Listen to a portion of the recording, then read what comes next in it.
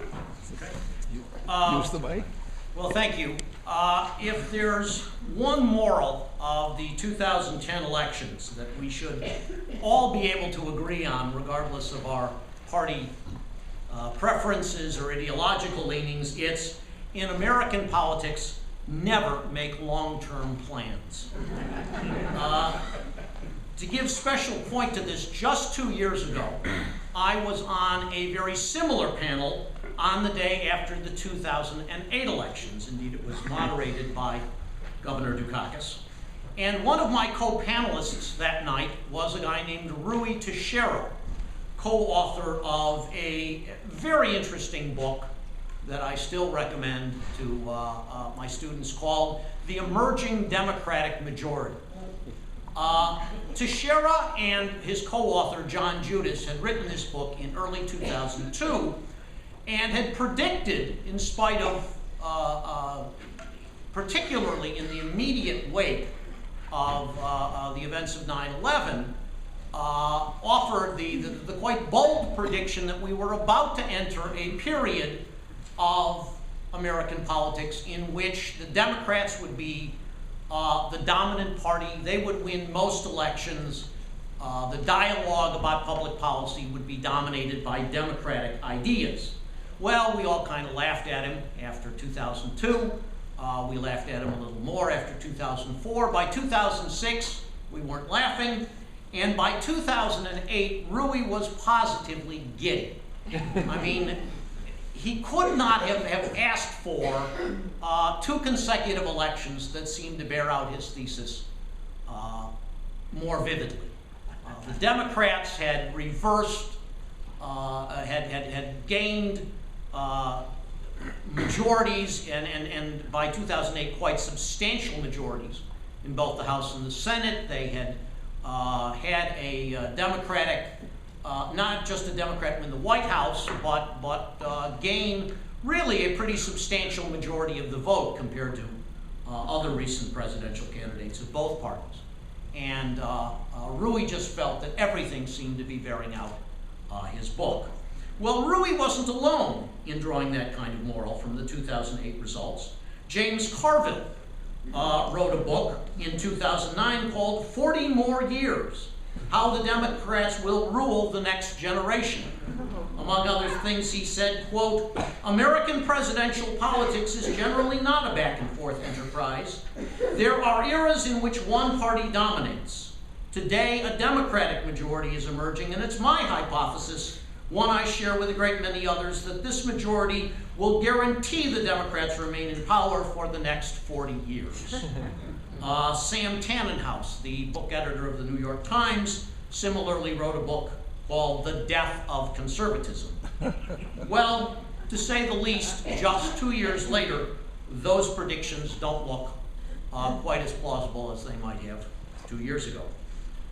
Just to summarize the results, this is based on my looking at a couple of websites about 2 hours ago, so something of this may be dated, but the Republicans have gained at least 61 seats in the House, and there are a fair number of elections undecided. That number may go as high as 67.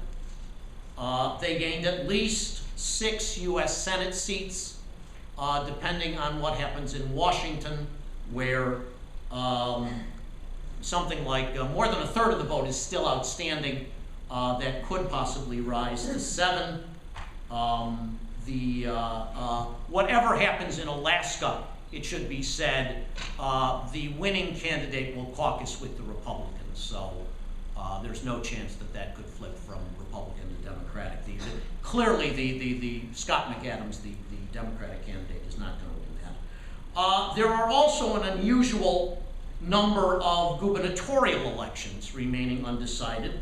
Again, this is as of about 4:45, but the CNN website still hadn't made projections in Illinois, Connecticut, Oregon, Vermont, and Minnesota.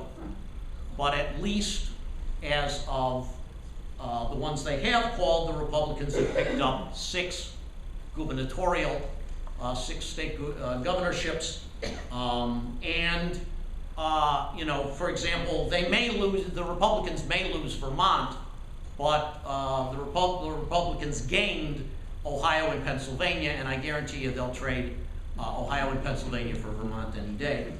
The Republicans also did very well in state legislative elections, a fact that has not, in general, been much publicized, but they won majority control in 19 additional state legislative chambers. That's 19 out of 99. So that's a pretty substantial pickup, and since the coming legislatures and governors are the ones that will be doing the redistricting, that's a rather substantial pickup. By contrast, since this is about policy advice to the governor, it's only fair to say that Massachusetts voters woke up today and said, Republican wave? What Republican wave? Actually, if you look at the raw percentages, you will see that the Republican vote did rise rather considerably in this state. The problem is that they lagged so far behind the Democrats in 2006 and 2008 that even with that substantially higher level, it wasn't enough to really win too many offices, at least not in Congress and the state constitutional offices. The statistic I have heard, however, this may be subject to recounts and whatever, is that the Republicans did pick up 16 seats in the State House of Representatives. That may make them a little bit of a voice, though that's probably not enough to dramatically affect the dynamics, I think, of the state legislature, but other people may want to comment on that. Often, just to summarize, often American elections present ambiguous results. One party wins a little, the other party wins here and there, and you can kind of spin it either way. Not this year. Clearly, this was a very good year for Republicans.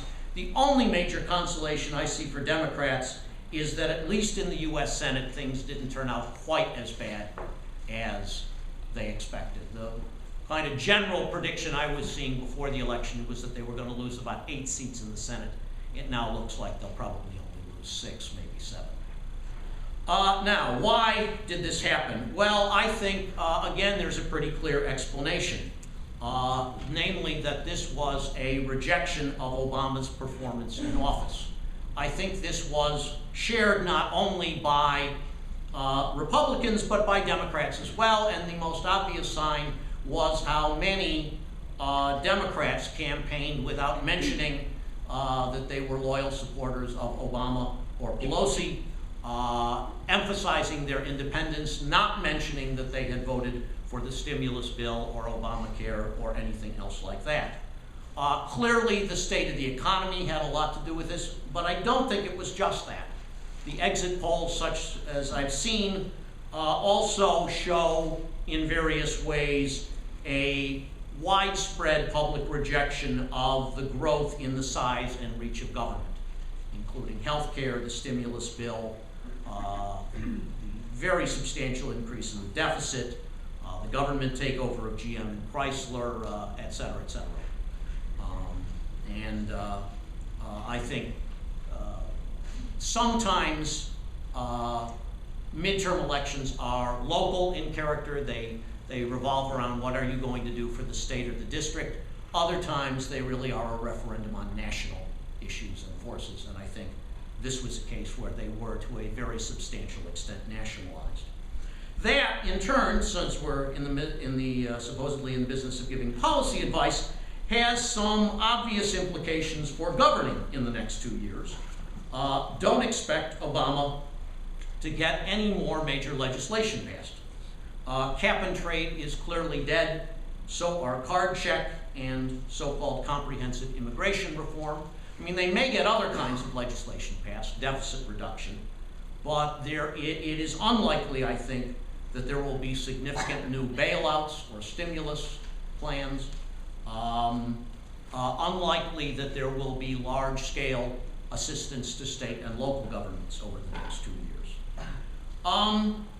One of the most talked about forces in this election, of course, was the Tea Party.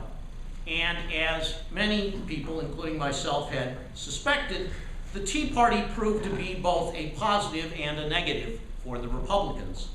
On the positive side, the Tea Party movement, and I would emphasize it is a movement rather than a single organization, clearly provided a lot of energy, enthusiasm, campaign workers, monetary contributions, and votes to Republican candidates. I don't think anyone seriously argues anymore that they are simply a phenomenon, that they are an astroturf phenomenon, a false mass movement simply funded by a few mass millionaires. If you want a particularly vivid counterexample, think about the case of Sharon Engel's fundraising during the third quarter of 2010 when she raised $14 million. Now, in federal elections, no one can contribute legally more than $2,400 to a candidate. So, bottom line is she could not have raised $14 million by taking large contributions from a few millionaires. She got it from thousands, perhaps millions, well, thousands at least, hundreds of thousands of small contributors, small and medium-sized contributors. So that's the positive. The negative side, the Tea Party was clearly responsible for nominating some unelectable candidates, and if you are looking for a single explanation as to why the Republicans didn't do as well in the Senate as they might have, I would lodge it with some of the nomination decisions that were made. The Tea Party, in my view, clearly cost the Republicans at least 3 additional Senate seats. Most obviously, Christine O'Donnell in Delaware. Mike Castle was well ahead in all the polling. Unfortunately for the Republicans, he didn't get the nomination. Sharon Engel in Nevada would be the second. Given Harry Reid's negatives, the Republicans could have won that election, I think, if they had nominated any kind of a plausible candidate. Unfortunately for them, they nominated Sharon Engel. The third example, I would say, is Ken Buck in Colorado. Again, I think Jane Norton, the candidate he defeated in the primary, would have been a far stronger general election candidate. The Tea Party candidate in Alaska may also lose, though, as I've also mentioned, if he does, Lisa Murkowski will still caucus with the Republicans. Well, what about the long-term implications of this? Well, I started out with a caution about making long-term plans and forecasts, and I will end on the same note. I tried, at one point I had hoped to throw a transparency up, but we can't get the overhead projector working apparently. So I passed out a handout. I hope at least some of you have it, and if you can't, that you can sort of look on with somebody who does. This is just a graph of the, you'll note it, the horizontal axis shows the number of House seats lost by the president's party in the midterm election. This is every midterm election between 1946 and 2006. So it doesn't, obviously, for reasons that will become clear, it doesn't include yesterday's results. So that's essentially the outcome of the midterm election. The variable on the vertical axis is the percentage of the two-party vote won by the candidate of the president's party in the next presidential election. So in a sense, what this graph shows is the relationship between the midterm election and the following presidential election. And as you look at this graph, you may say, I don't see a pattern here. And that's precisely the point. There is no pattern. That is to say, historically, midterm elections have been of absolutely no value in predicting the next presidential election. Given where we are today, I think a lot of people think that the pattern of 2006, 2008 is the natural or normal pattern in American politics. The party of the president loses rather substantially in the midterm, and it is followed by a case where the president's party loses even more seats in the next presidential election and loses the White House as well. Well, that happens sometimes, 2006, 2008, 1930, 1932. But there are also counterexamples, like 1946, where the Republicans made huge gains. They were utterly convinced they would win the White House, and of course they didn't. And they not only did not win the White House in 1948, they lost 75 seats in the House. 1994 is, of course, another recent example, where the Republicans won control of both houses. They were utterly convinced they were going to defeat Bill Clinton in 1996. Clinton had other ideas, so as it turns out did the American voters. You can find, you can similarly find cases where the president's party did rather well in the midterms and then lost the next election. As I say, there is no relationship between these two variables. So what is going to happen in 2012, I have no idea, except to say that it will depend on how well the parties behave themselves in the next 2 years, which is an equally complicated matter to predict. Thank you.